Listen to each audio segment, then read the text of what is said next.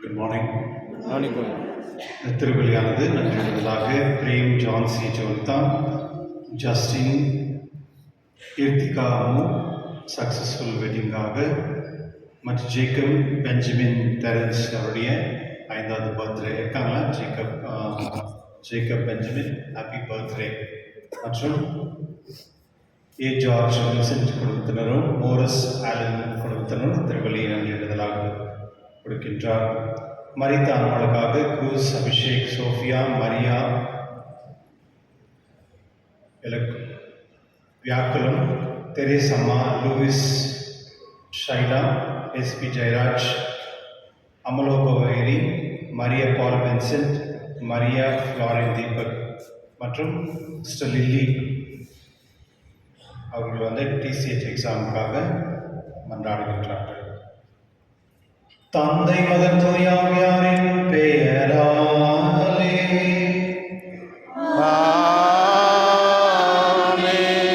நம் ஆண்டவராகிய இயேசு கிறிஸ்துவின் அருளும் கடவுளின் அன்பும் தூயாவியாரின் நட்புறவும் உங்கள் அனைவரோடும் இருப்பதாக.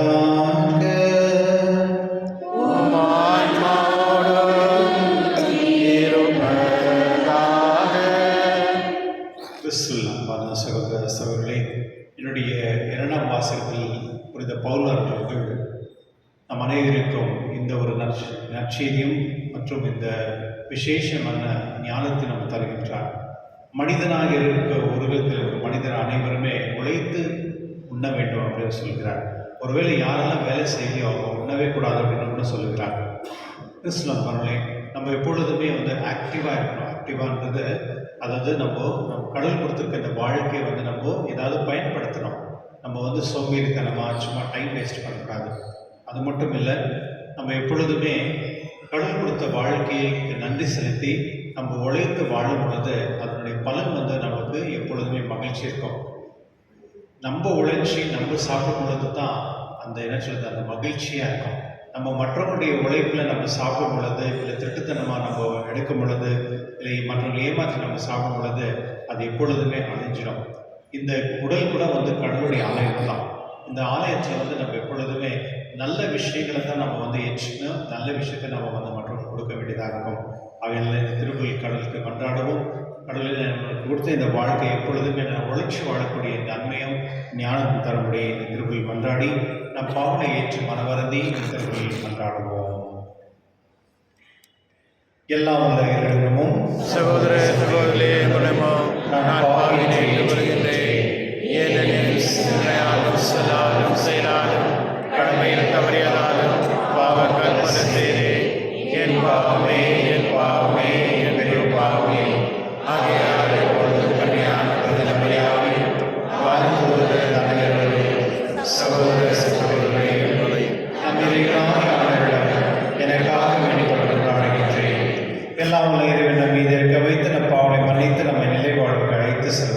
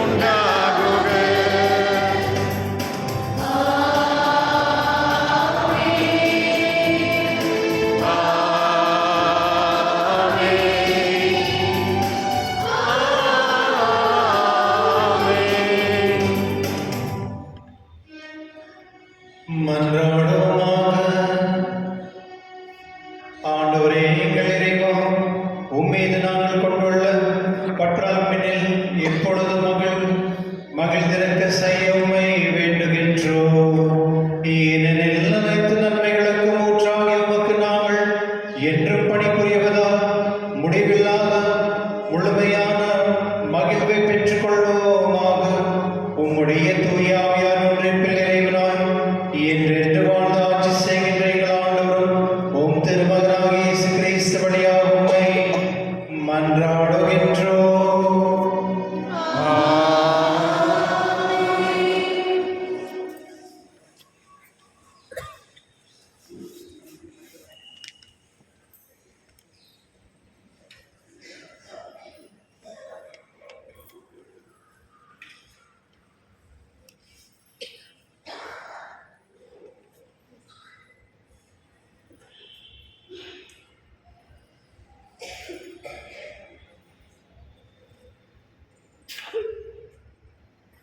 நீதிமொழிகள் நூலிலிருந்து வாசகம்.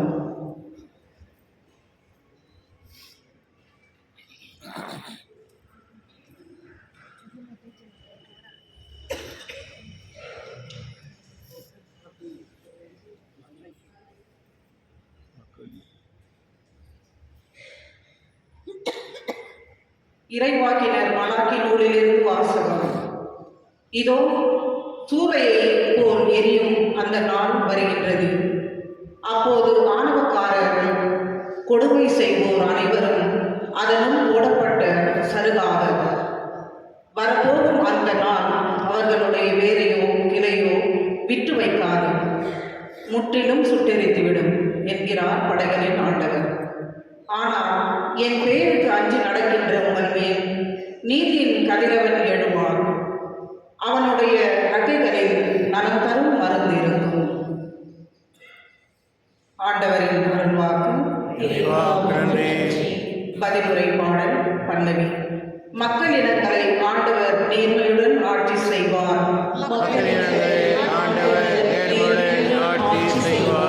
யாழினை மீட்டி ஆண்டவரை புகழ்ந்தேத்துங்கள். யாழினை மீட்டி இனிய குரலில் அவரை வாழ்த்தி பாடுங்கள்.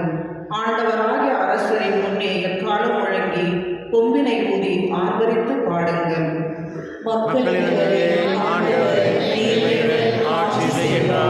கடலும் அதில் நிறைந்தவையும் உலகு அதில் உறைவுபவையும் ஒழுங்கிடுக. ஆறுகளை கை கொட்டுங்கள், மலைகளே ஒன்று கூடுங்கள்.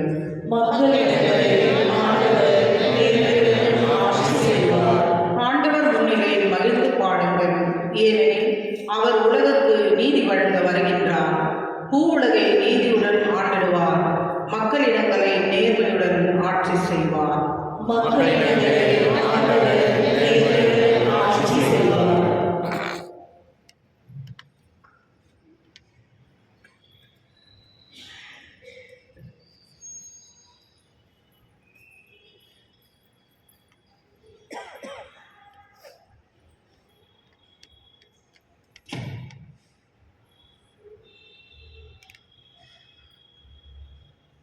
திருத்தூதர் பவுல் தெசலோனிக்கருக்கு எழுதிய 2ஆம் திருமுகத்திலிருந்து வாசகம். சகோதர சகோதரிகளே, எங்களைப் போல் ஒழுகுவது எப்படி என்பது உங்களுக்கே தெரியும். ஏனெனில் உங்களிடையே இருந்தபோது நாங்கள் சோம்பி தெரியவில்லை, எவரிடமும் இலவசமாக நாங்கள் உணவருந்தவில்லை. மாறாக உங்களுள் எவருக்கும் சுமையாய் இராதபடி இராப்பகலாய் பாடுபட்டு உழைத்தோம். எங்களுக்கு வேண்டியதை பெற உரிமை இல்லை என்பதால் அல்ல, மாறாக நீங்களும் எங்களைப் போல நடப்பதற்காக உங்களுக்கு முன்மாதிரி காட்டவே இவ்வாறு செய்தோம். உழைக்க மனமில்லாத எவரும் உண்ணலாகாது என்று நாங்கள் உங்களிடையே இருந்தபோதே உங்களுக்கு கட்டளை கொடுத்திருந்தோம். உங்களுள் சிலர் எந்த வேலையும் செய்யாமல் சோம்பேறிகளாக சுற்றித் திரிந்து பிறர் வேலையில் தலையிடுவதாக கேள்விப்படுகிறோம். இத்தகையோர் ஒழுங்காக தங்கள் வேலையை செய்து தாங்கள் உண்ணும் உணவுக்காக உழைக்க வேண்டும் என ஆண்டவர் இயேசு கிறிஸ்துவின் பெயரால் கட்டளையிட்டு அறிவுறுத்துகிறோம். ஆண்டவரே அருள்வாக்கு.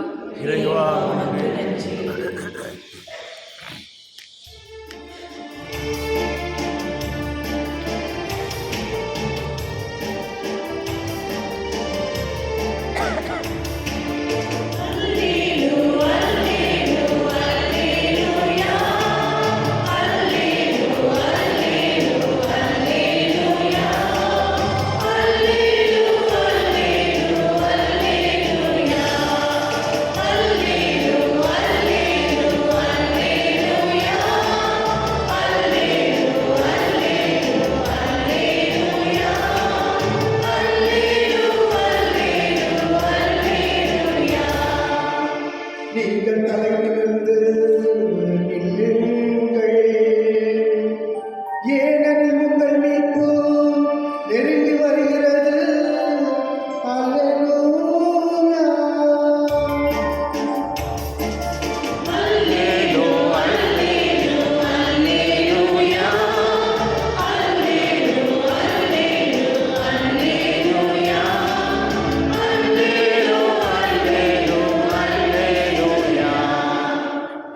ஆண்டவர்களோடு இருப்பாராக.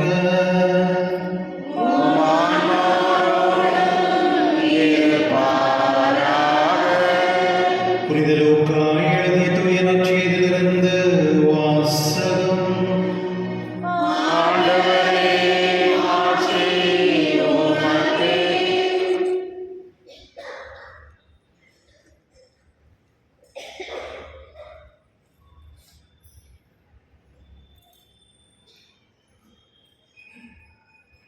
அக்காலத்தில் கோவிலை பற்றி சிலர் பேசிக் கொண்டிருந்தனர். கவின்மீது கற்களும் நெற்சை பொருள்களாலும் கோவில் அழகுபடுத்தப்பட்டிருப்பது என்று சிலர் பேசிக் கொண்டிருந்தனர். இயேசு, இவற்றையெல்லாம் பார்க்கிறீர்களே அல்லவா? ஒரு காலம் வரும், அப்போது கற்கள் ஒன்றின் மேல் ஒன்றும் இராதபடி இவையெல்லாம் இடிக்கப்படும் என்றார். அவர்கள் இயேசுவிடம், போதகரே, நீர் கூறியவை எப்போது நிகழும்? இவை நிகழும் காலத்திற்கு அறிகுறி என்ன என்று கேட்டார்கள். அதற்கு அவர், நீங்கள் ஏமாறாதபடி பார்த்து கொள்ளுங்கள். ஏனெனில் பலர் என் பெயரை வைத்து கொண்டு வந்து நானே அவர் என்றும் காலம் நெருங்கிவிட்டது என்றும் கூறுவார்கள். அவர்கள் பின்னே போகாதீர்கள். ஆனால் போர் முழுக்குகளையும் குழப்பங்களையும் பற்றி கேள்விப்படும்போது திகிலராதீர்கள். ஏனெனில் இவை முதலில் நிகழ்த்தின் வேண்டும், ஆனால் உடனே முடிவு வராது என்றார். மேலும் அவர் அவர்களிடம் தொடர்ந்து கூறியது, நாட்டை எதிர்த்து நாடும், அரசை எதிர்த்து அரசு மேலும் பெரிய நிலநடுக்கங்களும் பல இடங்களில் பஞ்சமும் கொள்ளையும் நோய் ஏற்படும். அச்சுறுத்தக்கூடிய பெரிய அடையாளங்கள் வானில் தோன்றும். இவனைத்தும் நடந்திரும் முன் அவர்கள் உங்களை பிடித்து துன்புறுத்துவார்கள், தொழுகை கூடங்களுக்கு கொண்டு செல்வார்கள், சிறையில் அடைப்பார்கள். என் பெயரின் பொருட்டு அரசரிடம் ஆளுநரிடம் இழுத்து செல்வார்கள். எனக்கு சான்று பகர இவை உங்களுக்கு வாய்ப்பளிக்கும். அப்போது என்ன பதில் அளிப்பது என முன்னதாகவே நீங்கள் கவலைப்பட வேண்டாம்.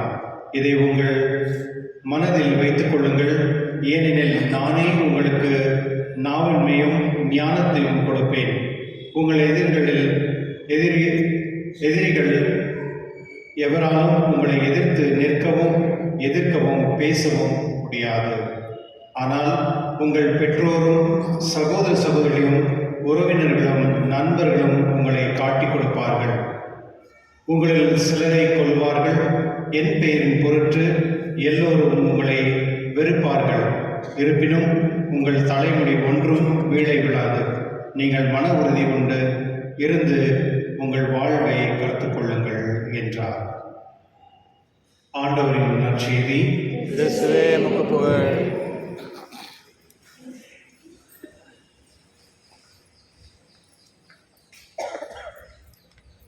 அங்கே நிற்கிற ஃபர்ஸ்ட் பெஞ்சில் விட இருக்காங்க, உட்காருங்க. சைடில் இப்படி வாங்க, அங்கே நிற்கிறவங்க இப்படி வாங்க. இந்த பக்கம் ஃபர்ஸ்ட் பெஞ்சு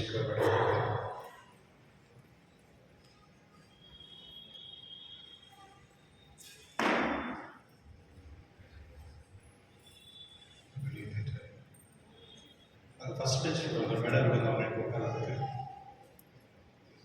அங்கே இருக்கு பாருங்க. ஓகே. கிறிஸ்துவ நண்பர்களே, டைட்டானிக் ஷிப் பார்த்துருக்கீங்களா? எவ்வளோ பேர் பார்த்துருக்கீங்க? டிவியில் பார்த்துருக்கீங்களா? ஓகே. இந்த ஜென்ரேஷன் யாரும் பார்த்ததில்லை, அதை கேள்விப்படுறீங்க இல்லையா டிவியில். அது எப்போ ஒழுங்குச்சு தெரியுமா? எந்த இயர் தெரியுமா? ஓகே, 1915 தெரியல, அது ஒரு டேட்டில் டேட் வந்து ஏப்ரல் 14 அன்றைக்கி தான் தமிழ் நியூ இயர், அன்றைக்கி தமிழ் நியூ இயர். அதில் வந்து பேசஞ்சர் வந்து ஆல்மோஸ்ட் 1500 மெம்பர்ஸ் இருந்தாங்க, 1500 பேர் இருந்தாங்க. ப்ளஸ் அவங்க அந்த வேலை செய்கிறது வந்து 300 பேர் வேலை இருந்திருப்பாங்க அப்படின்னு சொல்கிறாங்க. அப்போது 1800 பேர் வேலை இருந்திருக்காங்க. அந்த ஷிப்பு வந்து முழுகும் பொழுது யோசிச்சு பாருங்களேன், சில பணக்காரங்களை மட்டும் வந்து அவங்கள சேவ் பண்ணி விட்டாங்க. அதாவது போட்டில், சின்ன போட்டில் அவங்க இறக்கி விட்டுருப்பாங்க. அவங்களும் வந்து அவங்களுடைய உயிருக்காக சொல்கிறது போராடிட்டு இருக்காங்க. சில பேர் வந்து வாழ்க்கை அவ்வளோதான் முடிஞ்சிச்சு அப்படின்னு சொல்லிட்டு அவங்களும் முயற்சி பண்ணுறாங்க, எப்படின்னா நம்ம வாழ முடியுமா, நம்ம உயிரை காப்பாற்ற முடியுமா அப்படின்னு. அந்த நேரத்தில் ஒரு 8 பேர் ஹேட்லி அப்படின்னு சொல்லிட்டு ஒரு வந்து மியூசிஷியன், எல்லாருமே வயலின் வாசிக்கிறாங்க. அந்த 8 பேர் வந்து அந்த முழுகிற சமயத்தில் அந்த ஷிப்பு வந்து முடியுது, ரெண்டாக வருது, எல்லாம் ரொம்ப ஃப்ராக்ஷன்ஸ் ரேட் தான். அந்த சமயத்தில் அவங்க வயலின் வாசிக்கிறாங்க 8 பேர். என்ன வாசிக்கிறாங்க தெரியுமா? ஒரு பாட்டு. அந்த நேரத்தில் வந்து அந்த பொழிச்சவங்களும் இறக்குறவங்க கடைசி பாட்டு அவங்க கேட்ட பாட்டு எது அப்படின்னா, ஆண்டவரே நாங்கள் உன்னிடத்தில் வருகிறோம் அப்படின்ற பாட்டு. ஆண்டவரே உன்னிடத்தில் நாங்கள் வருகிறோம் அப்படின்ற ஒரு பாட்டு அவங்க பாடுறாங்க.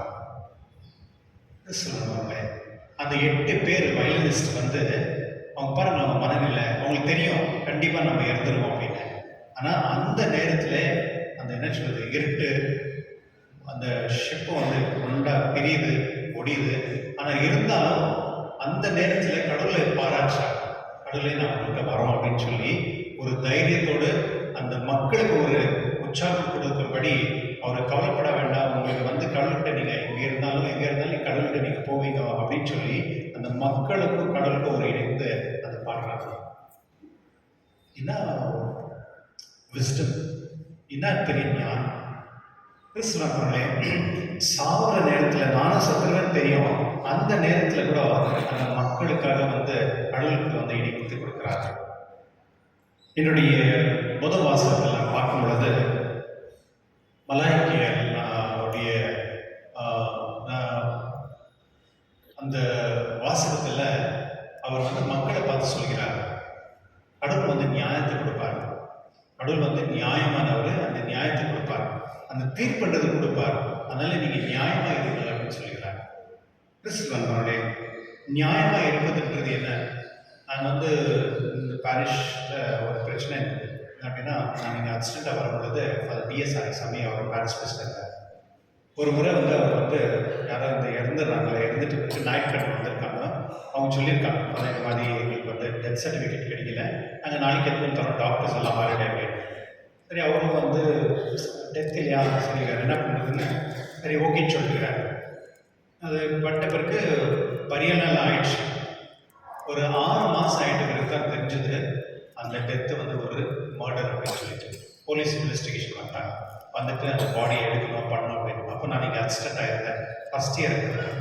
அப்போது ஃபாதர் வந்து சொன்னார், நான் போலீஸ் ஸ்டேஷனில் போக முடியாது, நீ கொஞ்சம் பாரு அப்படின்னு சொன்னார். அப்போ நான் வந்து இந்த செமெட்ரிக்கு இந்த கேட் நம்பர் 7 இருக்குல்ல, அங்கே தான் போயிட்டு இந்த போலீஸ் கமிஷன் ஆஃபீஸ்லேருந்து வந்து அந்த இன்ஸ்பெக்டர் வந்து ஒரு கேத்தலிக், அதனால் அவரை போட்டுருந்தாங்க. அப்போதுலேருந்து என்னுடைய கோர்ட்டுக்கு போகிறது, போலீஸ் ஸ்டேஷன் போகிறது ஸ்டார்ட் ஆச்சு. அதாயிட்டு இங்கேருந்து நான் வந்து தர்சனிப்பாளையம் இமாக்கல் கன்செப்ஷன் சர்ச் போனேன். அந்த சர்ச்சில் வந்து நம்முடைய 100 ஏக்கர்ஸ் 100 ஏக்கர் அதனுடைய எல்லாமே வந்து மற்றவங்க வந்து திருட்டுத்தனமாக எடுத்துட்டாங்க. அதில் வந்து சர்ச் ஸ்கூல் பக்கத்தில் எப்படி இருக்குல்ல சர்ச் ஸ்கூல், அந்த ஸ்கூலுடைய பகுதியை வந்து யாரோ ஒருத்தர் வந்து நம்ம கிறிஸ்டின் கேத்தலிக் தான், அவங்க வந்து அந்த லேண்டை வந்து இன்னொருத்துக்கு இந்துக்கு விற்றுட்டாங்க.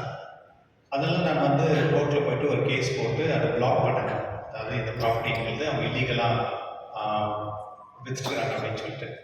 அன்னைக்குலேருந்து இன்னைக்கு வரையும் ஆல்மோஸ்ட் 14 இயர்ஸ் ஆனாங்க, 15 வருஷம் ஆச்சு நான் ஆர்டினேஷன் ஆகி.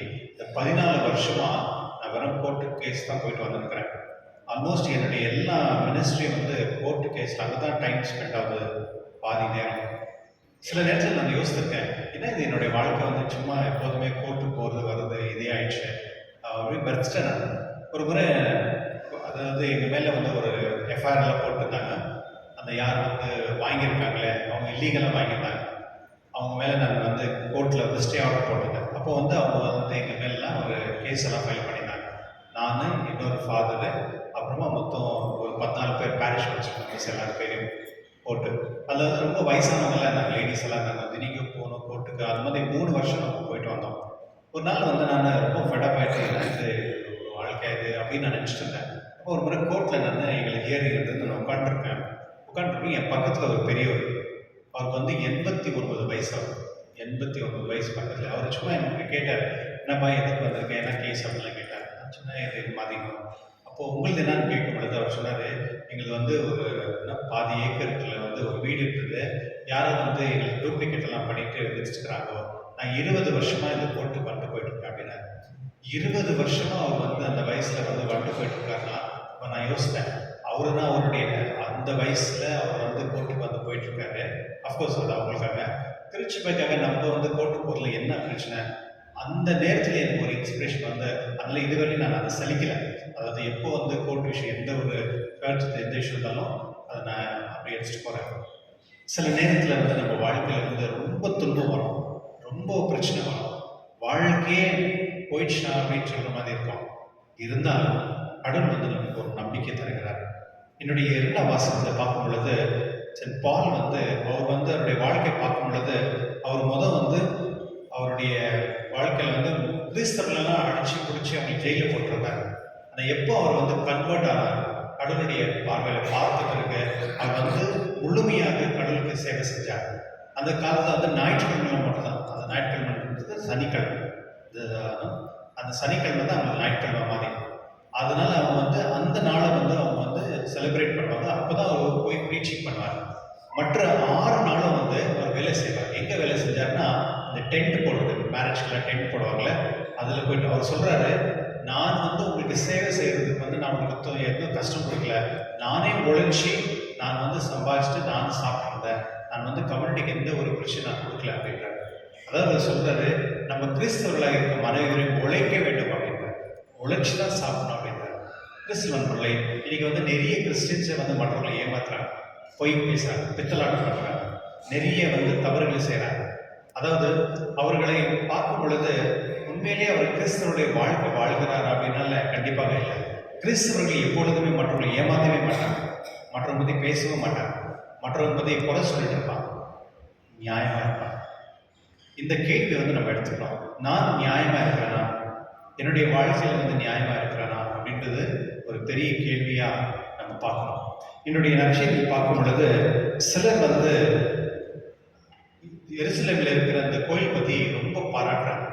இப்போ டைட்டானிக் ஷிப் வந்து என்ன சொன்னாங்கன்னா, one of the best ship, in future வந்து அந்த ஷிப்புக்கு வந்து யாரும் எதுவுமே பண்ண முடியாது, அதை வந்து அழிக்கவே முடியாதுன்னு சொன்னாங்க. அது சொல்லி வந்து 2 நாள் 48 மணி நேரத்துலேயே அந்த ஷிப் வந்து உடஞ்சி கொலாப்ஸ் ஆயிடுச்சு. இன்னைக்கு வந்து நம்ம நிறைய கட்டடங்கள்லாம் பார்க்குறோம், வட பியூட்டிஃபுல் அப்படின்லாம் பார்க்குறோம். ஆனால் அந்த அந்த பில்டிங் எல்லாம் பார்க்கும் பொழுது எவ்வளோ அருமையாக இருக்குது அப்படின்னு நம்ம பார்த்து சந்தோஷப்படலாம். அதுபோல் உலகத்திலே ரொம்ப சிறந்த ஒரு கோயில் அப்படி எது அப்படின்னா அது இஸ்ரேல் மக்களுடைய கோயில் தான், அந்த டெம்பிள் தான். அதாவது தாவீது அரசர் தான் வந்து முதல் கடவுளுக்காக நான் வந்து கோயில் கட்டணும் அப்படின்னு விருப்பப்படுறாரு. ஆனால் அவர் கட்டுறதில்ல, அவருடைய மகனாக சாலமோன் தான் வந்து அது கட்டுறாரு. ரொம்ப ஆடம்பரமாக கட்டுறாரு. அது எப்போ நான் ஆண்டவர் இயேசு பிறகுக்கு முன்னே 960 வருஷத்துக்கு முன்னே வந்து அந்த கோயில் கட்டப்பட்டது. அது ஆயிட்ட பிறகு அங்கிருந்து அடுத்து வந்து 586 வந்து பாபிலோன் அவங்க சிறைப்பிடிக்கப்படுறாங்க. அந்த சமயத்துக்கு கொஞ்சம் டிஸ்ட்ராய் ஆகிடுச்சு, அந்த டெம்பிளை வந்து டிஸ்ட்ராய் பண்ணுறாங்க. அது அடுத்து மறுபடியும் இந்த ஹேரோத் தி கிரேட் அவங்க வந்து ஆண்டவர் இயேசு பிறக்கிறதுக்கு 20 வருஷத்துக்கு முன்னே அதை மாடிஃபை பண்ணி அந்த டெம்பிளை ரொம்ப பியூட்டிஃபை பண்ணுறாங்க. அப்போது அதை பார்க்கும் பொழுது அவ்வளோ அழகாக இருக்குது. அதுதான் ஜனங்க அதை பேசுகிறாங்க, இவ்வளோ அழகாக கட்டியிருக்காங்க இந்த பில்டிங்கு, எவ்வளோ அழகாக இது ஸ்ட்ரக்சர் பண்ணியிருக்காங்க அப்படின்னு. அப்போ ஆண்டவர் இயேசு வந்து சொல்கிறாரு, இந்த இது வந்து இந்த கோயில், இந்த டெம்பிள் வந்து ஒரு கல் மேலே இன்னொரு கல் நிற்காது, எல்லாமே டிஸ்ட்ராய் அப்படின்னு சொல்கிறாங்க. அது கேட்டுட்ட ஜனங்கள் வந்து ஒரு பயம் இன்னும் மற்றும் அவங்க ஆச்சரியப்படுறாங்க. ஏன்னா இஸ்ராயல் மக்களுக்கு வந்து அந்த டெம்பிள் அந்த கோயில் வந்து ரொம்ப முக்கியமானது. அதை பற்றி யாராவது தப்பாக பேசினாங்கன்னா அது வந்து எகென்ஸ்ட் காட், கடவுளுக்கு விரோதமானது. அதுதான் ஜனங்கள் வந்து கேட்குறாங்க, இது எப்படி நடக்கும்? இந்த கோயில் கட்டுறதுக்கு 46 வருஷங்கள் ஆச்சு, இவ்வளோ ஸ்ட்ராங்காக இருக்கு, எப்படி வந்து நடக்கும் அப்படின்னு. ஆனால் ஆண்டவர் இயேசு வந்து சொன்னதுக்கும் 70 AD ஆண்டவர் இயேசு இருந்து 30 வருஷத்தில் வந்து அந்த கோயில் வந்து தரமட்டமாக கம்ப்ளீட்டாக டிஸ்ட்ராய் ஆயிடுச்சு. கிறிஸ்து நண்பர்களே, இது சரித்திரம். நம்முடைய நற்செய்தியில் என்று நாம் பார்க்கும் பொழுது ஆண்டவர் இயேசு வந்து ஒரு 3 விஷயங்கள் நம்மளுக்கு சொல்கிறார். ஒரு விஷயம் வந்து ரொம்ப முக்கியமானது வந்து, என் பேரில் நிறைய பேர் வருவாங்க, நான் தான் கடவுள் அப்படின்னு சொல்லி வருவாங்க, அவங்களை நம்பாதீங்க அப்படின்னு சொல்றாரு. மற்றும் ஒரு எச்சரிக்கை நம்மளுக்கு கொடுக்குறாரு. அந்த எச்சரிக்கை என்ன அப்படின்னா, நீங்கள் வந்து பயப்படாம சில விஷயங்கள் நடக்கும் பொழுது தைரியமாக இருக்கிறார் அப்படின்னு சொல்றாரு. கிறிஸ்துவர்களே, நம்ம அப்பா அம்மா தான் வந்து ரொம்ப க்ளோஸாக இருக்கிறவங்க தான் சொல்லுவாங்க, இது செய்யாத அது செய்யாத, இது போனால் பிரச்சனை ஆகும், உஷாராக அப்படின்னு சொல்லி கொடுப்பாங்க. அதுபோல் கடவுள் கூட வந்து நம்மளுக்கு சொல்கிறாரு, நீங்கள் வந்து உலகத்தில் நடக்கக்கூடிய விஷயம் நடக்கும் பொழுது பயப்படாதீங்க, கடவுள் வந்து உங்களுக்கு சரியான வேலையில் சரியான உங்களுக்கு ஆலோசனை கொடுப்பார் அப்படின்னு. அது மட்டும் இல்லாமல் உங்களுக்கு வந்து இந்த பர்சிக்யூஷன் நடக்கும் அப்படின்றார். உங்களுக்கு வந்து நீங்கள் உங்களை அரெஸ்ட் பண்ணுவாங்க, உங்களை வந்து நிறைய பேரை வந்து துன்புறுத்துவாங்க அப்படின்றார். கிறிஸ்துவர்களே, இன்னைக்கு வந்து திருச்சபையில் யார் வந்து உண்மையிலே துன்புறுத்தப்படுகிறார்கள்? மக்களா, குருக்களா? யார் நிறைய துன்புறுத்துறது யாரு? ஜனங்களா, குருக்களா? நீங்களா, நாங்களா? ஓகே. கிறிஸ்துவர்களே, நீங்கள் பார்த்துருக்கீங்க ஃபாதர் ஸ்டான்ஸ் ஃபார்மி அப்படின்ட்டு. அவருடைய கடைசி காலத்தில், அதாவது அவரை எப்படி துன்புறுத்தி அவரை வந்து அரெஸ்ட் பண்ணி கடைசியில் அவர் வந்து ஜெயிலே வந்து இறந்தார். இதை நம்ம சொல்றதுக்கு சாதாரணமாக இருக்கு. இந்த மாதிரி வந்து அந்த காலத்தில் ஆண்டவர் இயேசுக்காக நிறைய பேர் வந்து தன்னுடைய உயிரை கொடுத்தார். உலகத்திலேயே சிறந்த நாட்கள் எது அப்படின்னு சொன்னால், ஆண்டவர் இயேசு மரித்து போன பிறகு அந்த 300 ஆண்டுகள் வந்து கடவுளுக்காக நிறைய உயிர்கள் வந்து ரத்தமாக சிந்தது. அது இல்லாமல் இன்று ஆண்டவர் இயேசு சொல்கிறார், உங்கள் பெற்றோரும் சகோதர சகோதரியும் உறவினர்களும் நண்பர்களும் உங்களை காட்டி கொடுப்பார்கள், உங்கள் சிலரை கொள்வார்கள், என் பெயர் பொருட்டு எல்லாரும் உங்களை வெறுப்பார்கள் அப்படின்னு சொல்கிறார். யாருன்னா அப்பா அம்மா, சகோதரர்கள், நண்பர்கள். இதுதான் திருச்சபையில் நடக்குது. ஒரு கான்வென்ட்ல ஒரு சிஸ்டர் இருந்தாங்க. அந்த சிஸ்டர் வந்து எப்போதுமே ஏதாவது ஒரு குற்றத்தை கண்டுபிடிச்சி ஏதாவது இங்கே சொல்லுது அங்கே சொல்லுது பண்ணாங்க. அவங்களுக்கு அது ஒரு டிஸார்டர். அப்படி பண்ணும் பொழுது அவங்க கொஞ்சம் லேட்டாக வந்து காங்கிரிகேஷனில் பார்த்துட்டு இவங்களுக்கு ஏதோ ஒரு பிரச்சனை ஹாஸ்பிட்டல் கொண்டு போகும் பொழுது தான் தெரிஞ்சது அவங்களுக்கு வந்து மைண்டில் ஏதோ ஒரு பிளாக் இருக்குது, அதனால தான் அவங்க இந்த மாதிரிலாம் பண்ணிட்டுருக்காங்க அப்படின்னு. கிறிஸ்துவர்களே, இன்னைக்கு எத்தனை பேர் உள்ளது மக்கள் வந்து சும்மா போய் பித்தலாட்டெல்லாம் பேசுகிறாங்க, பண்ணுறாங்க. எனக்கு தெரிஞ்ச ஒரு ஃபாதர் இருக்காரு. அந்த ஃபாதர் வந்து பேரிஷ் ஒர்க் பண்ணுறாரு. அங்கே இருந்த ஒரு லேடி ஏதோ ஒரு வாக்குவாதம் ஆகிட்டு இருக்கு. ஃபாதர் வந்து அவங்களை திட்டாங்க, இது செய்யக்கூடாது. அது ஒரு வெஞ்சன்ஸ் அவங்க எடுத்துட்டு அந்த ஃபாதர்கள் எப்போதுமே கடிதத்தை எழுதுவாங்க பிஷப் ஹவுஸில். இந்த ஃபாதர் எப்படி பண்ணுறாரு, இவங்களை போய் மீட் பண்ணுறாரு, இந்த லேடிஸ்கிட்டலாம் பேசுகிறாரு அப்படின்னு சொல்லி எழுதினே இருந்தாங்க. கடைசியில் வந்து இது நிறைய விஷயம் வந்துட்டே இருக்கு அப்படின்னு சொல்லிட்டு பிஷப் என்ன பண்ணாரு, அந்த ப்ரீஸ்ட்டுக்கு வந்து சொன்னார், நீ அங்கே இருக்காதப்பா, நீ கொஞ்சம் வேற எங்கே இடத்துல நீ போ அப்படின்னு சொல்லி அனுப்பிச்சு விட்டாங்க. கிறிஸ்துவர்களே, அந்த ஃபாதர் வந்து செஞ்சுருக்கிற வேலை வந்து டோட்டலாக கம்ப்ளீட்டாக ஸ்டாப் ஆயிடுச்சு. அவர் எங்கே என்ன வேலை இந்த சோஷியல் ஒர்க்கெல்லாம் பண்ணிருந்தார். அவர் அப்புறமேட்டு அவர் எம்எஸ்டபிள்யூலாம் படிச்சிருந்தார். அவர் வந்து எவ்வளோ அவர் மனசில் வந்து ஆழமாக அவர் அதே அட்வைட் படிச்சுன்னா அவர் அப்படியே சிக் ஆகிட்டு அப்படியே நொந்து போயிட்டார். ஆல்மோஸ்ட் அவருக்கு 12 வருஷம் ஆச்சு அவர் அதுலேருந்து வெளியே வர்றதுக்கு. இப்போ ரீசெண்டாக வந்து நம்ம ஒரு பேரிஷ், நம்ம டயசிஸில் ஒரு பேரிஷ், ஒரு லேடி, ஒரு ஃபேமிலி, அவங்களுக்கு வந்து இந்த கேன்டீன் மாதிரி ஏதோ கொடுத்துருந்தாங்க கோயிலில். அதில் ஏதோ ஒரு பிரச்சனை இருந்தனால அந்த லைசன்ஸ் கேன்சல் பண்ணிட்டார் ஃபாதர். ஓகே, நீ இனிமேல் இது பண்ணக்கூடாது அப்படின்னு சொல்லிட்டு அவங்க வந்து பிளான் பண்ணி ஃபாதரை மாட்டி விடணும் அப்படின்னு சொல்லிட்டு ஒரு கிரிமினல் கேஸ் போட்டு அவரை வந்து கம்ப்ளீட்டாக அவரை வந்து டிஸ்ட்ராய் பண்ணிட்டாங்க. அது ஆகிட்ட பிறகு கோர்ட்டு கேஸ் போயிட்ட பிறகு கோர்ட் வந்து அவங்க மேலே கேஸ் போடுறதா, இது வந்து ஃபால்ஸ் கேஸ்ன்னு சொன்னாங்க.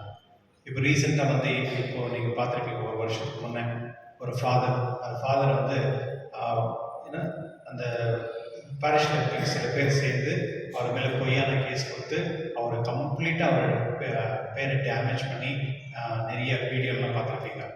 அப்போ கடைசியில் அந்த இன்வெஸ்டிகேஷன் பார்க்கும்போது தான் தெரிஞ்சது அவங்க ஒரு பிளான் பண்ணி பண்ணாங்க அப்படின்னு. கிறிஸ்துவர்களே இன்னைக்கு கூட வந்து சொந்த மக்களே வந்து கிறிஸ்தவர்களே வந்து இந்த மாதிரி தவறுகள் செய்கிறாங்க. எனக்கு தெரிஞ்ச ஒரு 2 ஃபேமிலி இவங்க இந்த மாதிரி எப்போதுமே இப்படி பண்ணுவாங்க. மற்றவங்க பற்றி கடிதம் எழுதுறது, பிரீஸ்ட் பற்றி அதிகமாக பேசுறதுலாம். ஆனால் அவங்களுடைய வாழ்க்கை பார்க்கும் பொழுது அவங்க கம்ப்ளீட்டாக அவங்க வீட்டு டிஸ்ட்ராய் ஆயிடுச்சு. கம்ப்ளீட்டாக அவங்க பசங்கள்லாம் வந்து மென்டலாக சிக்காகி ஒரு மாதிரி கம்ப்ளீட்டாக போயிட்டாங்க. இந்த மாதிரி நம்ம பார்க்குறோம். கிறிஸ்துவர்களே ஆண்டவர் இயேசுவே சொல்கிறார், உங்களுடைய பெற்றோர்கள் நண்பர்களே உங்களுக்கு துரோகம் பண்ணுவாங்க அப்படின்றாங்க. இது உண்மைதான் இல்லையா? அந்த மாதிரி கோயிலில் நிறைய பேர் இருப்பாங்க. நிறைய பேர் கொஞ்சம் சில பேர் இருப்பாங்க. திருச்சபைக்கு எப்போதுமே பிரச்சனை பண்ணுறதுக்கு பிரீஸ்ட் எதிர்க்காக சில செய்கிறது அப்படிலாம் பண்ணுவாங்க. கிறிஸ்துவர்களே என்னுடைய நற்செய்தி வந்து கடவுள் வந்து ரொம்ப தெளிவாக சொல்கிறார். நியாயம் என்பது கொடுக்கப்படும். அந்த நியாயம் எங்கே வரும் அப்படின்னா அது கடவுளால் மட்டும் தான் கொடுக்க முடியும். இன்று வந்து நம்மளை எச்சரிக்கையாகவும் இருக்க சொல்கிறார். அதே சமயத்தில் நம்மளை பாதுகாப்பு. நீ எங்கே போறியோ அந்த சமயத்தில் பயப்படாத, நானும் கூட இருக்கிறேன். நீ என்ன பேச வேண்டும் அப்படின்றது ஞானத்தை நமக்கு அந்த சமயத்தில் கொடுக்குறேன் அப்படின்னு சொல்கிறார். கிறிஸ்துவர்களே இதோ என்னுடைய நற்செய்தியில் வந்து கடவுள் வந்து நம்மோடு இருக்கிறார் அப்படின்றது தெளிவாக நம்ம சொல்கிறார். நம்முடைய வாழ்க்கையில் நம்ம எப்பொழுதுமே ஒரு நியாயமான வாழ்க்கை நம்ம வாழ்றதுக்கு முயற்சி செய்யணும். எப்பொழுதுமே உழைச்சி சாப்பிடணும். மற்றவங்கள்ட்ட இருக்கிறத பிடுங்கி சாப்பிடணும். அப்படி இருக்கக்கூடாது. மற்றதும் எப்பொழுதுமே நல்லவர்களாக வாழ வேண்டும். கிறிஸ்தவருடைய வாழ்க்கை வந்து எப்பொழுதுமே நல்லதாகவே இருக்க வேண்டும். மற்றவங்க பற்றி பேசுறது, இங்கே சொல்றது, அங்கே சொல்றது, குடும்பத்தை உடைக்கிறது. ஒரு சர்வே எடுத்திருக்காங்க. ஏன் வந்து நிறைய ஃபேமிலி வந்து பிரியுது அப்படின்னு. அதை பார்க்கும் பொழுது யார்கிட்ட பிரச்சனை, பொண்ணுகிட்டயா பையன்கிட்டயா, அதாவது ஹஸ்பண்ட் கிட்டயா ஒய்ஃப் கிட்டயா அப்படின்னு பார்க்கும் பொழுது அது ரெண்டுமே இல்லை. யாரோ ஒரு தேர்ட் பர்சன் மூணாவது பர்சன் வந்து வீட்டில் வந்து கொழுப்பி அவங்களை வந்து பிரச்சனை பண்ணி அவங்களை வந்து கம்ப்ளீட்டாக அந்த குடும்பத்தை டிஸ்ட்ராய் பண்ணுறாங்க. இஸ்லாமர்களே இதுக்கு காரணம் என்ன அப்படின்னா நாம் வந்து எப்பொழுதுமே கடவுளோடு இல்லை. நம்முடைய வாழ்க்கை வந்து கடவுளோடு இருந்தால் கடவுள் நம்மளை பாதுகாப்பார். இல்லை அப்படின்னா மற்றவங்க நம்மளை பாதுகாப்போம் யாரை நம்புகிறோமோ அந்த நம்பிக்கையானவங்களே வந்து நம்மளுக்கு வந்து நம்மளை பிரச்சனை மாட்டி விடுவாங்க. கிறிஸ்துவர்களை என்னுடைய நற்செய்தியில் கடவுளுக்கு நன்றி செலுத்தி நாம் செய்த அனைத்து நன்மைகளுக்கும் அந்த கடவுள் வந்து ஆசீர்வாதமாக கொடுப்பார். நம்ம வந்து சாட்சியாக மாற வேண்டும் என்று கடவுள் சொல்கிறார். எப்பெல்லாம் துன்பம் உங்களுக்கு வருதோ அந்த சமயத்தில் நீங்கள் வந்து இதுக்கு சாட்சியாக நிற்பீர்கள் அப்படின்னு சொல்கிறார். இதுதான் உண்மை. ஆனால் சில நேரத்தில் கஷ்டம், பிரச்சனை, ப்ராப்ளம் வரும் பொழுது நீங்கள் உடைச்சிடாது. கடவுள் உங்க கூட இருப்பார். நீங்கள் வந்து கடவுளை நம்பி இருக்கும் பொழுது கடவுளை பாதுகாப்பார். அதுக்காக இந்த திருவிழில் மன்றாடுவோம். எழுந்திருந்து நம்ம சுவாசத்தை கேட்போம். கடவுளை நம்புகிறேன். விண்ணகமும் மண்ணகமும் காணாதவை காணாதவை யாவும் படைத்த கடவுளின் ஒரே மகனாய் உதித்த ஒரே ஆண்டவர் இயேசு கிறிஸ்துவை நம்புகிறேன். இவர் காணாதவையெல்லாம் உண்டு. தந்தையிடம் இருக்கிறார். கடவுள் என்று கடவுளாக, ஒளி என்று ஒளியாக, உண்மை கடவுள் என்று உண்மை கடவுளாக உதித்தவர். இவர் உதித்தவர் உண்டாக்கப்பட்டவர் அல்ல, தந்தையோடு ஒரே பொருளானவர். இவர் வழியாகவே யாவும் படைக்கப்பட்டன. மனிதர் நமக்காகவும் நம் மீட்புக்காகவும் விண்ணகத்தில் எழுதினார். தூய ஆவியார் கன்னிமரியாரிடம் உடலெடுத்து மனிதரானார். மேலும் நமக்காக பொதிய திராவின் அதிகாரத்தில் சிலுவையில் அறையப்பட்டு பாடப்பட்டு இறந்து அடக்கம் செய்யப்பட்டார். மறைநூல்களின்படி 3ஆம் நாள் உயிர்த்தெழுந்தார். விண்ணகத்துக்கு எழுந்தருளி எல்லாம் வல்ல தந்தையின் வலப்பக்கம் வீற்றிருக்கிறார். வாழ்வோரையும் இழந்தோரையும் தீர்க்கிற ஆட்சியுடன் மீண்டும் வர இருக்கிறார். அவரது ஆட்சிக்கு முடிவில்லாமல் தந்தையிடமிருந்தும் மகனிடமிருந்தும் புறப்படும் ஆண்டவரும் உயிரளிப்பவருமான தூய ஆவியாரை நம்புகிறேன். இவர் தந்தையோடும் மகனோடும் ஒன்றாக ஆராதனை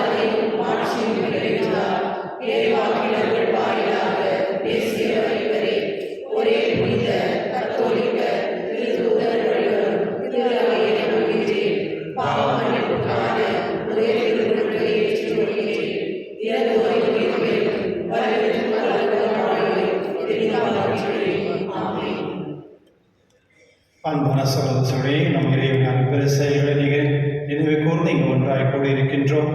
நம் வேண்டுதலை தயவாய் கேட்டு நம்ம மறுட ஆண்டு ஜெபிப்போம். உங்கள் பதில் ஆண்டவரே எங்கள் மன்றாட்டை கேட்டருளும். ஆண்டவரே எங்கள் மன்றாட்டை கேட்டருளும். எங்கள் திருத்தந்தை 14ஆம் லியோ, எமது பேரையர், ஏனைய ஆயர்கள், குருக்கள், கன்னியர், துறவியர் அனைவரும் இறைமக்கள் தங்கள் இறுதி நாளில் ஆண்டவரை சந்திக்கூடிய பேச்சினை பெருவண்ணம் அவர்களை நன்கு தயாரிக்கும் ஆன்மீக பணிகளில் ஆர்வத்துடன் உழைக்க வரம் தர வேண்டும் என்று இறைவாவை மன்றாடுகிறோம். ஆண்டவரே எங்கள் மன்றாட்டை கேட்டருளும். எங்கள் நாட்டை ஆளுகின்ற தலைவர்கள், மக்கள் பணியாளர்கள் மக்களை நல்வழி நடத்தி அனைவரும் ஒற்றுமையுணர்வுடன் வாழ வழிகாட்ட உதவிட வேண்டும் என்று இறைவனை மன்றாடுகிறோம். ஆண்டவரே எங்கள் மன்றாட்டை கேட்டருளும். எங்கள் சொல்லும் செயலும் ஒழுக்கத்துடன் கூடியதாகவும் பிறருக்கு நல் உதாரணமாக திகழவும் இதன் வழியாக நாங்கள் கிறிஸ்துவ வாழ்விற்கு சான்று பகரவும் எங்களுக்கு உதவிட வேண்டும் என்று இறைவனை மன்றாடுகிறோம். ஆண்டவரே எங்கள் மன்றாட்டை கேட்டருளும். இவ்வுலக வாழ்வுக்கான வெற்றியை அதிக பற்றுதலோடு தேடுகின்ற நாங்கள் விண்ணக வாழ்வினை தேடி சேர்த்து வைக்கவும் அதன் வழியாக நாங்கள் என்றும் உமக்கு உகந்தவர்களாய் வாழவும் அருள் தர வேண்டும் என்று இறைவனை மன்றாடுகிறோம். ஆண்டவரே எங்கள் மன்றாட்டை கேட்டருளும். நம்முடைய தனிப்பட்ட கருத்துக்காக வேண்டும்.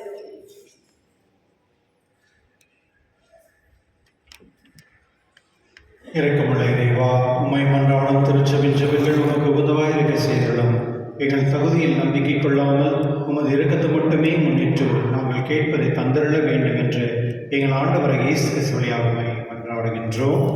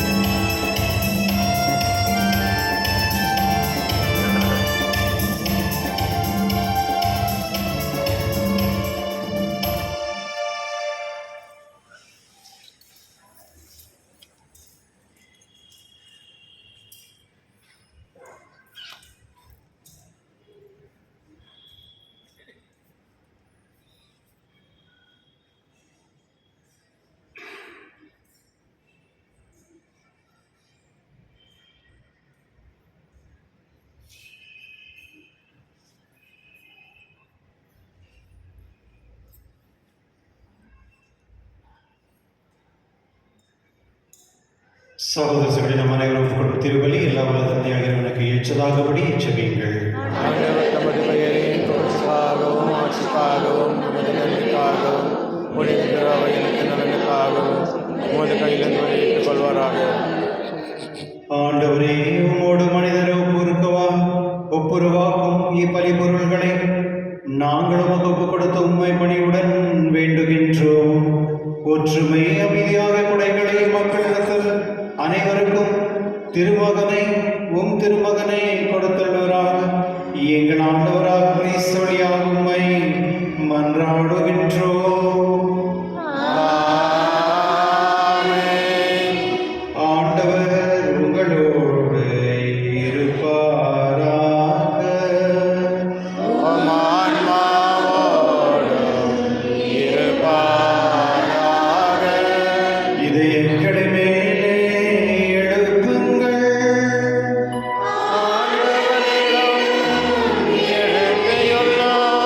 நம் இறைவனாகிய ஆண்டவருக்கு நன்றி கூறுவோம். அது தகுதியும் நீதியும் ஆனதே. ஆண்டவரே, தூயவரான தந்தை என்று எல்லாம் இறைவா, என்னால் வேண்டுதலாம் உமக்கு நன்றி செலுத்துது மெய்யாகவே தகுதியும் நீதியுமாகும் எங்கள் கடமையும் மீட்புக்குரிய செயலுமாகும்.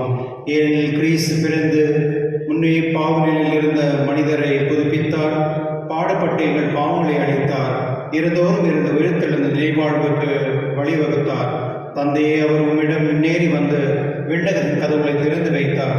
ஆகவே வானதூதரணிகளோடும் புனிதரின் பெருந்தருளும் நாங்கள் சேர்ந்து உமக்கு புகழ்ச்சி பாடி இசைத்து முடிவின்றி சொல்வதாவது: தூயவர் தூயவர் தூயவர் வான்படைகளின் கடவுளாம் ஆண்டவர். விண்ணகமும் மண்ணகமும் உமது மாட்சியால் நிறைந்துள்ளன. உன்னதங்களிலே ஒசானா. ஆண்டவர் பெயரால் வருகின்றவர் ஆசீர் பெற்றவர். உன்னதங்களிலே ஒசானா. ஆண்டவரே, உண்மையாகவே தூயவது அனைத்துக்கும் ஊற்று. ஆகவே உம்முடைய ஆவியை பொழிந்து இக்காணிகளை தூய்மைப்படுத்த உம்மை வேண்டுகின்றோம். இவ்வாறு எங்கள் ஆண்டவர் இயேசு கிறிஸ்துவின் உடலும் இரத்தமாக எங்களுக்கவை மாறுபடவாக. அவர் பாடுபட உள்ளம் கணிந்து தம்மை கையளித்த போது அப்பத்தை எடுத்து நன்றி செலுத்தி அதை பேட்டு தம் சீடர்கள் அளித்தவர் கூறியதாவது: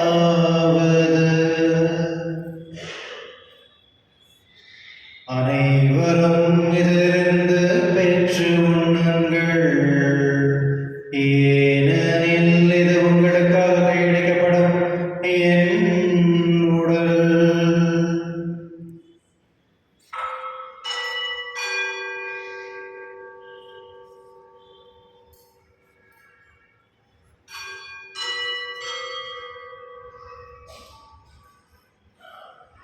அவ்வண்ணமே இரவிருந்தி அருந்திய பின் கிண்ணத்தை எடுத்து மீண்டும் உமக்கு நன்றி கூறி தம் சீடர்களை தவர் கூறியதாவது: அனைவரும் இதிலிருந்து பெற்று பருகுங்கள்.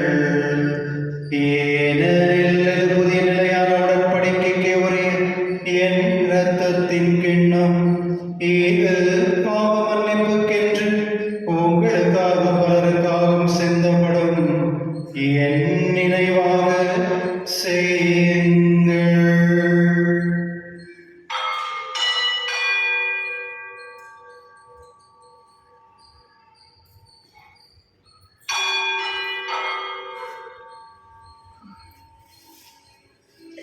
நம்பிக்கையின் மறைபொருள்.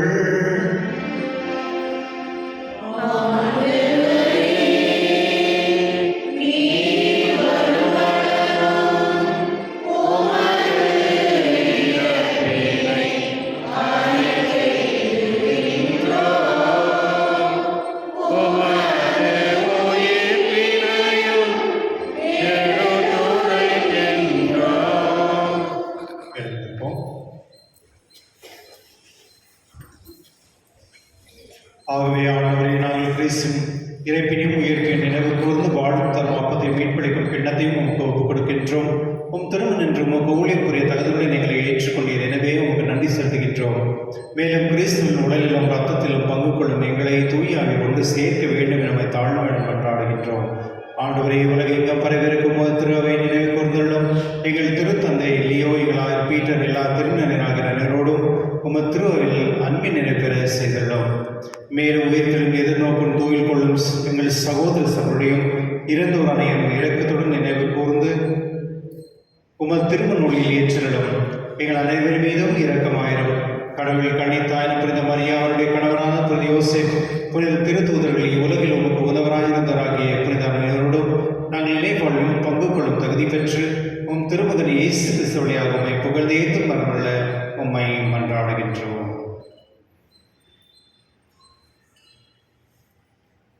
இவர் வழியாக இவரோடு இவரில் எல்லாம் வல்ல இறைவனாகிய தந்தையே, தூய ஆவியாரின் ஒன்றைப்பில் எல்லா புகழும் ஆட்சியும் என்றென்றும் உமக்கு உரியதே.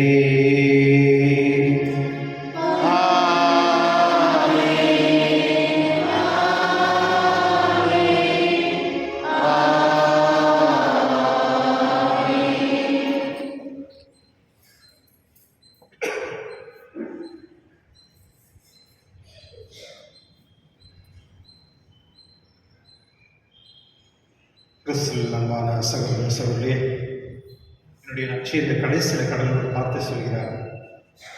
இருப்பினும் உங்கள் தலைமுடி என்றும் கூட ஒன்றும் கூட விழவே விழாது. நீங்கள் மன உறுதி கொண்டு இருந்து உங்கள் வாழ்வை கற்றுக்கொள்ளுங்கள் அப்படின்ற வார்த்தை சொல்கிறார். அப்படின்னா நம்முடைய வாழ்க்கை முழுமே கடவுள் தெரியும். நேற்று, இன்னைக்கு, நாளைக்கு முழுமையே. அதனால் நம்ம கடவுளை நம்ம ஏமாற்றவே முடியாது. நம்ம முடிய எவ்வளோ இருக்குன்னு நம்ம எண்ண முடியாது, அது கருப்பா வெள்ளி அப்படின்னு. ஆனால் கடவுள் தெரியும் அப்படின்னு சொல்கிறார். அப்படி இருக்கவர்கள் அவர் மேல் நம்பிக்கையோடு இருக்கும் பொழுது கடவுள் நம்மை பாதுகாப்பார். எப்பொழுதுமே கடவுளை நம்பி மட்டும் நம்ம வாழும் பொழுது அந்த மகிழ்ச்சியும் சந்தோஷம் கடவுள் நமக்கு கொடுப்பார். அதுக்காக நம்ம ஜெபிப்போம்.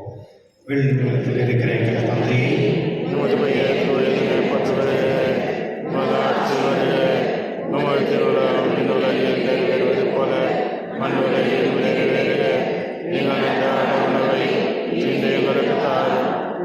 எதிராக குற்றம் செய்வோரை நாங்கள் மன்னிப்பது போல எங்கள் குற்றங்களை மன்னியும். எங்களை தீமைகளை விடுவித்தள்ளும். ஆண்டவரே, தீமையிலிருந்து எங்களை விடுவித்து எங்கள் வாழ்நாளில் அமைதியும் கனிவுடன் மன்றாடுகின்றோம். உமது இரக்கத்தின் உதவியால் நாங்கள் பாவத்திலிருந்து எப்பொழுது விடுதலை பெற்று யாதும் கலக்கமின்றி நலமாயிருப்போமாக. நாங்கள் எதிர்நோக்கி இருக்கும் பேரின்பத்துக்காகவும் என் மீட்பராக இயேசு கிறிஸ்து வருகைக்காகவும் காத்திருக்கின்றோம். ஆண்டவரே இயேசு கிறிஸ்துவே, அமைதியை உங்களுக்கு விட்டு செல்கிறேன், என் அமைதியை உங்களுக்கு அளிக்கின்றேன் என்றும் திருத்தொருக்கு மொழிந்தீரே. எங்கள் பாவங்களை பாராமல் உமது திரு அவையின் நம்பிக்கையை கண்ணோக்கி உமது திருவுள்ளத்தில் ஏற்பதற்கு அமைதி ஒற்றுமை அளித்தவராக என்றென்று வாழ்ந்து ஆட்சி செய்கின்றவர் நீரே. ஆமென். ஆண்டவருடைய அமைதி உங்களோடும் என்றும் இருப்பதாக, ஆன்மாவோடும் இருப்பதாக. ஒருவருக்கொருவர் அமைதியை பகிர்ந்து கொள்வோம். உலகின் பாவம் போக்கும் இருளின் சமரியே, எம்மேல் இரக்கம் வையும். உலகின் பாவம் போக்கும் இருளின் சமரியே, எம்மேல் இரக்கம் வையும். உலகின் பாவம் போக்கும் இருளின் சமரியே, எமக்கு அமைதி அருளும்.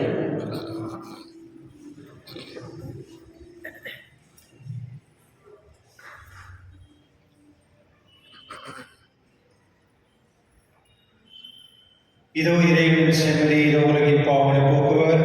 செம்மறி விருதுக்கு அழகி பெற்றோர் பெயர் பெற்றோர்.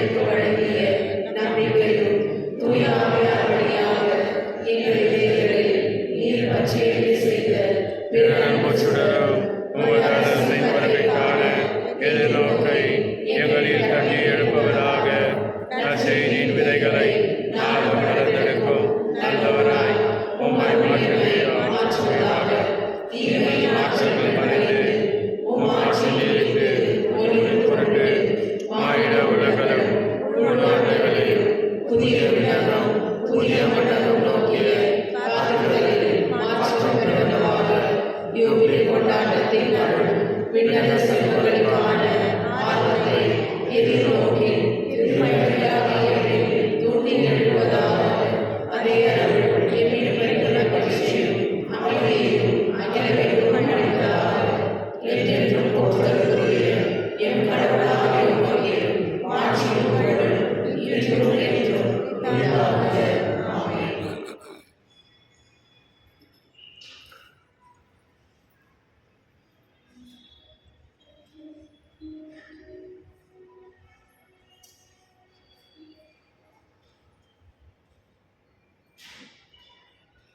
மன்றாடுவோமாக. ஆண்டவரே, சாவோர் தரும் உண்மை உணவை உட்கொண்டு நாங்கள் உம்மை வேண்டுகின்றோம்.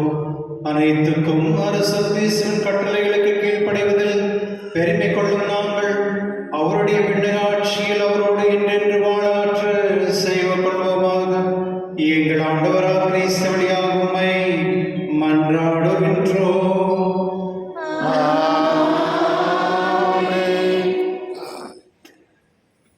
திருமண அறிக்கை. நமது பங்கை சார்ந்த மறைந்த ஜேம்ஸ் கிருஷ்ணமூர்த்தி தாயார் ஜெசிந்தா ரமணி அவர்களுடைய மகள் மேரி பானுப்பிரியா அவர்களுக்கும், விவேக் நகர் குழந்தை இயேசு அருள்தளத்தை சார்ந்த தந்தை ராஜா தாய் கோமலா அவர்களுடைய மகன் ஜான் மேத்யூ அவர்களுக்கும் திருமணம். இது 3வது அறிக்கை. இத்திருமணங்களில் ஏதேனும் தடைகள் இருந்தால் பங்கு தந்தையிடம் அறிவிக்க வேண்டியது உங்களுடைய கடமை.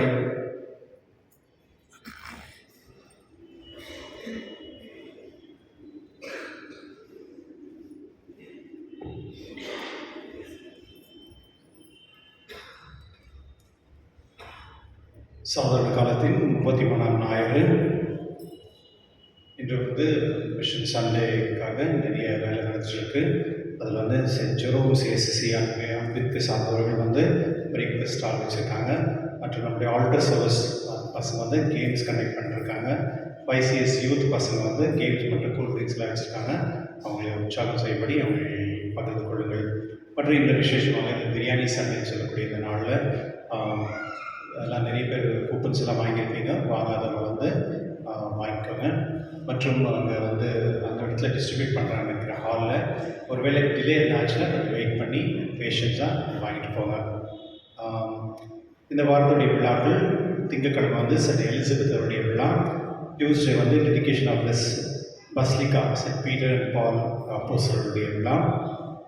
வெள்ளிக்கிழமை வந்து the presentation of blessed virgin Mary அவருடைய விழா. சனிக்கிழமை சென்ட் சிசிலியா வர்ஜின் அவருடைய விழா. அன்பியங்கள் இன்று சாயங்காலம் சென்ட் மார்த்தா பாங்கோ ரோட்டில் மற்றும் ஃபோஸ்டினா நியர் ஐக்கிய சென்டரத்தில் 5 மணிக்கும் மற்றும் சென்ட் மைக்கேல் ஆஸ்டின் டவுன் 6 மணிக்கும் இந்த அன்பியம் நடைபெறுகின்றது. அடுத்த ஞாயிற்றுக்கிழமை Our Lady of Fatima Austin டவுனிலும் மதர் தெரேசா துரப்ப கார்டன் 6 மணிக்கும் இந்த அன்பியம் நடைபெறுகின்றது. கிரைஸ்ட் கிங் சர்ச்சில் வந்து ஆனுவல் ஃபீஸ்ட் வந்து அதை பற்றி நோட்டீஸ் போர்டில் பாருங்கள். அது அடுத்த வாரம் அவருடைய விழா. கடந்த வாரம் கணக்கு மொத்தம் 60,710 ரூபாய். அனைவருக்கும் நன்றி. கிறிஸ்துவர்களே, நான் வந்து நான் மறந்துட்டேன். யூஸ்வலாக வந்து இந்த மிஷன் சண்டையில் நீங்கள் ஏதாவது சாப்பாடு நீங்கள் வாங்குறீங்க அப்படின்னா ஒன்று வந்து உங்களுக்கு இருக்கும், ஒன்று வந்து இல்லாதவங்களுக்கு நம்ம போயிட்டு கொடுக்கணும். அதுதான் இந்த மிஷன் சண்டையுடைய அது வந்து என்ன சொல்கிறது ஆக்டிவிட்டியே. அதாவது நீங்கள் வந்து ஏதாவது நீங்கள் வாங்குறீங்கன்னா மற்றவங்களுக்கும் அதை ஹெல்ப் பண்ணுற மாதிரி யாருன்னா ஏழைப்பட்டவங்க யாருன்னா உங்களுக்கு ஹெல்ப் பண்ணுறதுக்கு முயற்சி செய்யுங்க. நன்றி.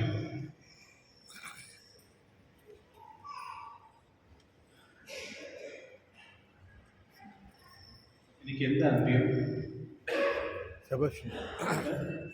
செபஸ்டியன் இன்னைக்கு என்ன வரலையா அவங்க? ஃபோர்த்து ஜோனா? யார் இந்த ஃபோர்த் ஜோனு? நீங்கள் யாரும் பண்ணலையா? நீங்கள் எத்தனை பேர் இருக்கீங்க ஃபோர்த் ஜோனில் இருக்க அம்பிஎம்? ஓகே, நான் உங்களெல்லாம் பார்க்கணும். அந்த ஃபேமிலிஸ் எல்லாம் ஒரு நாள் ஃபிக்ஸ் பண்ணுங்கள். நான் வந்து இந்த வருஷம் சர்ச்சில் ஒரு மீட்டிங் வச்சுட்டு அவங்களுக்கு கொஞ்சம் தெளிப்படுவாங்க. எல்லா 24 அன்பியத்தில் ஒரு அன்பியம் மட்டும் தான் ஆக்டிவாக இல்லை, அது ஃபோர்த் ஜோன். மற்ற எல்லா அன்பியமும் எல்லாம் ஒன்றா வந்து சேர்றாங்க, நிறைய ஆக்டிவிட்டி பண்ணுறாங்க, திருச்சபையில் பங்கு கொள்கிறாங்க. அது வந்து திருச்சபையுடைய மக்கள், நீங்கள் ஒரு குடும்பத்தில் சேர்ந்தவர்கள். அதனால தான் இந்த அன்பியம் வரும் பொழுது அனைவருமே குடும்பத்தோடு நீங்கள் வந்து அந்த பங்கு கொள்ளணும். அதோடைய என்ன நன்மைகள் இருக்குன்னு மற்றவங்களை கேட்டு பாருங்கள். அன்பியை நடத்துகிறாங்களே போய் கேட்டு பாருங்கள் அதோடைய நன்மைகள் எப்படின்னு. இன்னொன்று வந்து அது கூட ஒரு பெரிய ஆசீர்வாதம். தயவுசெய்து இந்த மாதிரி விஷயத்தில் பங்கு கொள்ளும்படி உங்களை கேட்டுக்கொள்கின்றேன்.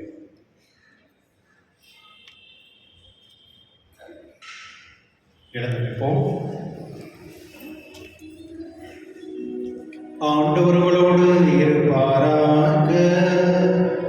உம் ஆன்மாவோடும் இருப்பாராக. எல்லாம் வல்ல இறைவன் தந்தை, மகன், தூய ஆவியாரும் அனைவரையும் ஆசீர்வதிப்பாராக. ஆமென். சென்று வாருங்கள், திருப்பதி நிறைவேறிற்று. இறைவனுக்கு நன்றி. உங்களுக்கு நன்றி. Wonderful Sunday. ஒரு விஷயம், இந்த வந்து நம்ம அந்த மெடிடேஷன் ரைட் அப்படின்னு சொல்லுவோம், தீர்த்தம் தெளிக்கிறோம்ல, அது வந்து சும்மா வந்து குருக்கள் மூலங்கள் தண்ணி தெளிக்கிறது இல்லை. நம்ம கடவுள்கிட்ட வந்து பாவ மன்னிப்பு கேட்டு நம்மளோட கடவுள் வந்து அந்த தீர்த்தம் மூலியமாக நம்மளை ஆசீர்வதிப்பாங்க. சில நேரத்தில் நம்ம வரும் பொழுது நிறைய பேர் அந்த பக்கம் நின்றுக்கிறீங்க, அங்கே பேசினோம்னு. திருப்பலிக்கு நீங்கள் வரும் பொழுது பங்கு கொள்ளலாம். நான் வந்து நின்று யாருன்னா கடைசியில் வந்தால் கூட நான் வெயிட் பண்ணி அவங்களுக்கு வந்து அந்த தீர்த்தம், ஏன்னா அது வந்து உங்களுக்கு ஒரு சந்தோஷம் கொடுக்கும், ஒரு மகிழ்ச்சியாக இருக்கும். இந்த மாதிரி எல்லாம் மிஸ் பண்ணக்கூடாது. எங்கேயோ நிற்கிறது தூரத்தில் அப்படிலாம் இருக்கக்கூடாது. மேக்ஸிமம் வந்து ஒன்றா இருக்கிறதுக்கு முயற்சி செய்யணும். தேங்க்யூ.